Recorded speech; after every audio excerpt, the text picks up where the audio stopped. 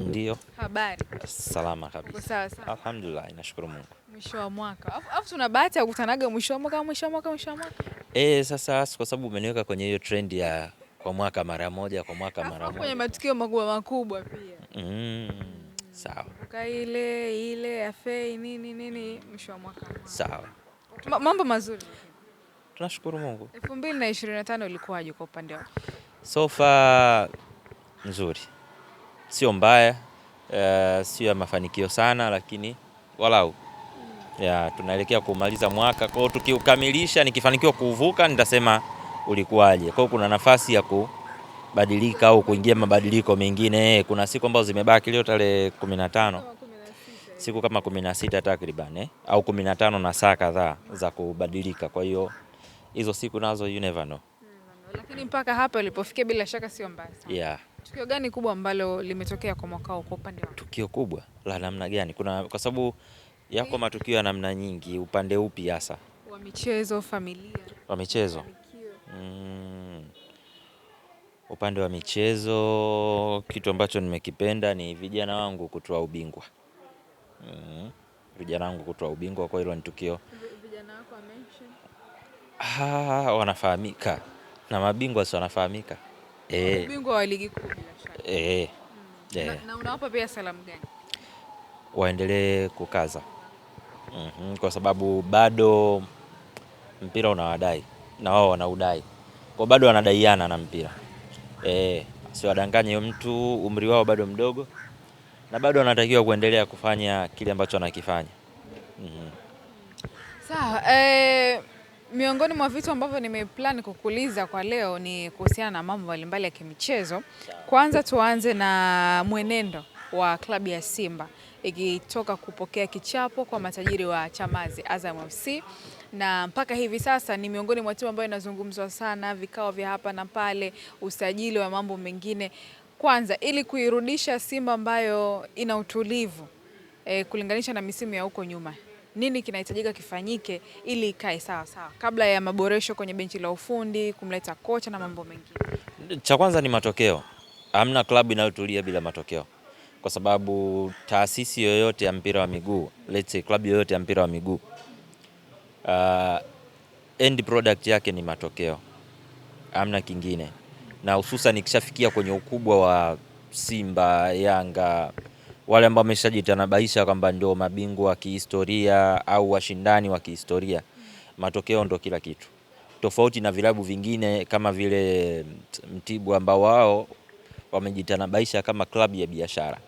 Itaandaa vijana, itauza vijana, wamekaa katika mlengo huo. Ukishakaa kwenye mlengo wa ushindani, matokeo ndio kitu ambacho kinaku identify. Kwa hiyo ili Simba ikae katika huo utulivu ambao watu wanaozungumzia, cha kwanza ni matokeo. Hamna kitu kingine, hamna story nyingine. Na basically kwenye ligi bado hawako pabaya kwa sababu wamepoteza mchezo mmoja tu, lakini kwa ujumla kinachofanya kizungumziwe zaidi kwa Simba na kuzungumzia mambo ya vipigo ni pale unapojumuisha na mechi ambazo wamepoteza tayari kwenye michuano ya klabu bingwa, jumlisha na mchezo wa ngao ya hisani ambao pia tayari wamepoteza. Kwa ukisema uanalyze msimu wao kwa ujumla mpaka sasa hivi, maana yake wamepoteza mechi 4 mpaka sasa hivi, ambazo ni nyingi kwa klabu ya status ya Simba. Kwa hapo ndo ambapo mjadala unapoanzia. Ila ukitaka kuiweka katika ligi tu peke yake, maana yake mechi moja si mbaya. Hata bingwa wa msimu uliopita nadhani alipoteza mechi 2. Msimu wa nyuma yake bingwa hakuwa unbeaten, naye kuna mechi alipoteza. Kasoro msimu wa majuzi nadhani ndio ambao bingwa alikuwa unbeaten. Na ni kitu ambacho hata Simba pia alishawahi kukifanya miaka huko nyuma. Kwa hiyo sasa hivi wanatakiwa kupata matokeo ili waanze kukaa katika sehemu ambayo inaweza ikawa sahihi. Na huku kwenye kupata ushindi sasa ndiko kwenye ambako panaonekana ni pagumu, licha kwamba mechi nyingi wameshinda tofauti na ambazo wamepoteza, lakini hizi ambazo wamepoteza yameonekana mapungufu mengi, pengine kwenye kikosi ama kwa viongozi. Yupi ambaye anabidi asimame imara ili kuhakikisha Simba hii inapata ushindi mfululizo kama ambavyo wana Simba wenyewe wanahitaji? Kwa sasa hivi ukisema nani anapaswa kusimama imara au kufanya chochote, nadhani ni rais wao wa heshima. Ndio mtu pekee ambaye anaweza akafanya kitu ambacho wengine wakakisikiliza watu. Model. Kwa majina kama ukimtaja. Lakini kwa wadhifa itabaki kwa hivyo. Kwa nadhani yeye ndio mtu pekee ambaye anaweza akasema kitu sasa hivi na kikatuliza nafsi za wengine, ijapokuwa na yeye itategemea na atakachokiongea. Wapo ambao tayari wameshagawanya mawazo lakini basically yeye ndo mtu ambaye anapaswa kusimama mbele na kuzungumza kile ambacho kinapaswa kuzungumza. Kama si kuzungumza, basi kufanya kile ambacho kinapaswa kufanyika kwa ajili ya kuirescue Simba kutoka kwenye situation ambayo wako nayo. Kuna maamuzi ya kufanywa na hopefully wayapatie au yawe katika usahihi, vinginevyo story itabaki kuwa kama ambavyo ilivyo.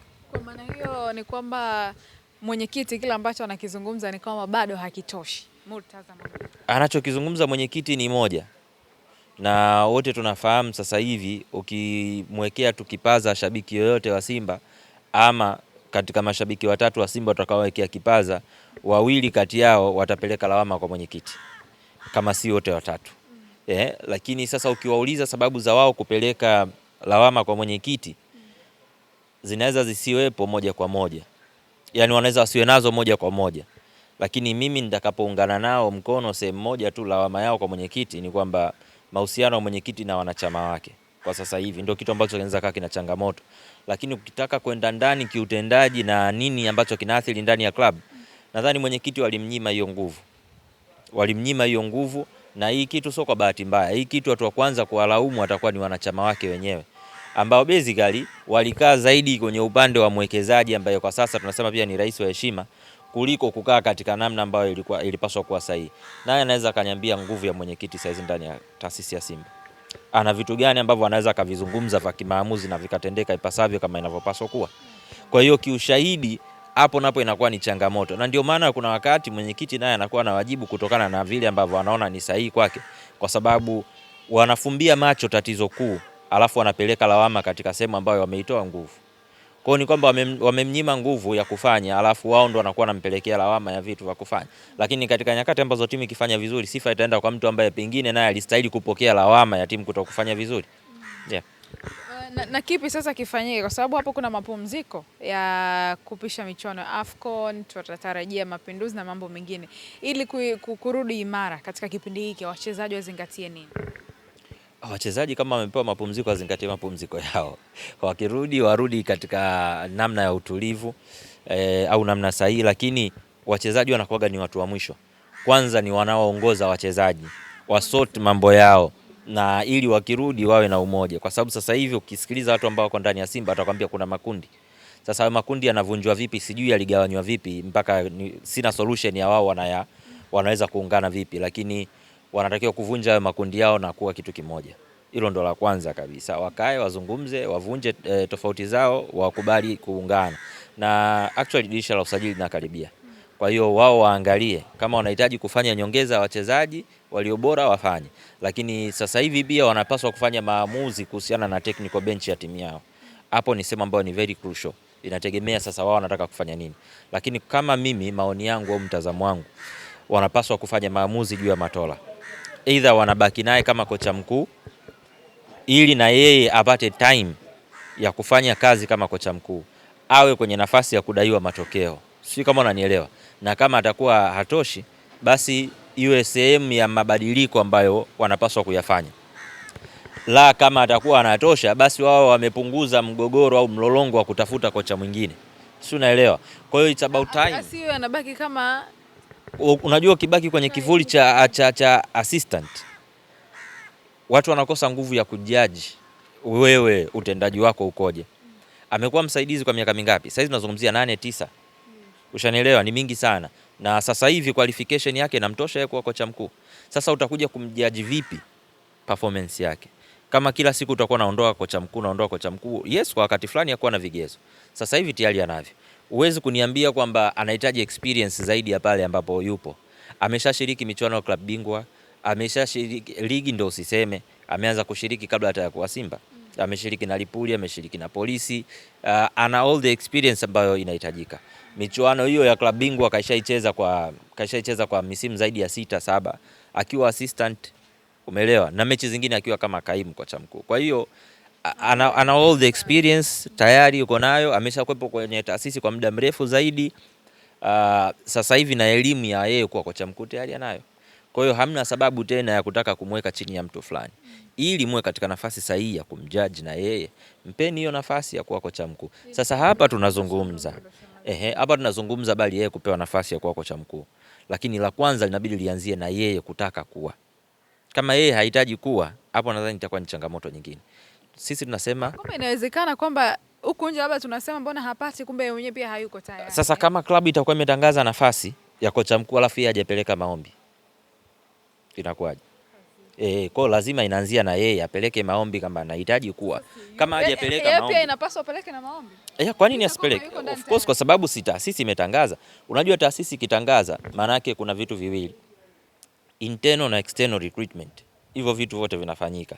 Kwa hiyo kama kuna internal maana yake kuna mawili kwenye internal. Internal maana yake ni yule ambaye anatokea ndani, kuna mawili. Yeye kuomba au nyinyi kumpromote. Umeelewa? Kwa hiyo akiomba maana yake kajiweka kwenye nafasi ya wengine, japo nyinyi hamkumzingatia. Kumpromote ni yeye hajaomba, lakini nyinyi mnaona anafaa kuwa. Kwa sasa hapo kimoja kati ya hivyo viwili inabidi kifanyike, either yeye kuomba au wao kumpromote. Kwa kama yeye hajaomba wampromote, kama yeye kaomba basi azingatiwe kama wengine watakavyozingatiwa au ambao wataleta CV zao kutokea nje, lakini kiuhalisia ana all the experience. Sasa hivi tayari kaisha kuwepo kwenye taasisi kwa muda mrefu, maana yake anaijua taasisi, elimu tayari anayo, michuano kaisha shiriki kwa kipindi cha kutosha. Kwa hiyo it's about time lazima na yeye awe katika sehemu ambayo anaweza kuwa judged, kwa sababu katika kipindi chote hicho alichokuwepo wanaojajiwa ni waliokuwa juu yake na ndio wanaowajibishwa, kwa sababu wameondoka makocha wangapi yeye akiwepo. Kwa hiyo hatusemei kwamba tunataka naye aondoke, lakini nataka apewe nafasi ambayo ni fair and square ya kuonyesha uwezo wake, ili kama utakuwa umetosha maana yake it's about time naye akae hapo juu, lakini kama atakuwa hujatoshea basi maana yake anapaswa kuwa sehemu ya mabadiliko.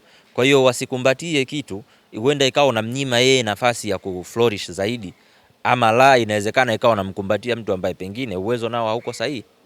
Kwa hiyo ni wakati wa kujua mbivu na mbichi.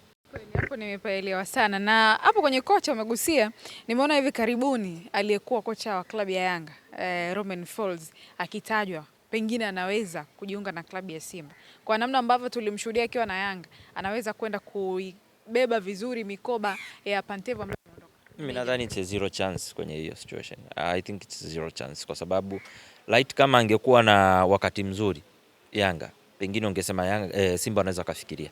Lakini yeye mwenyewe pia hakuwa na wakati mzuri. Kwa hiyo sidhani kama Simba anaweza wakafikiria hiyo situation. Tumewahi kushuhudia mara kadhaa kocha akifanya vizuri wanabeba. Mwisho wa msimu ikitokea au? Sijui, lakini mimi naona hii ina zero chance.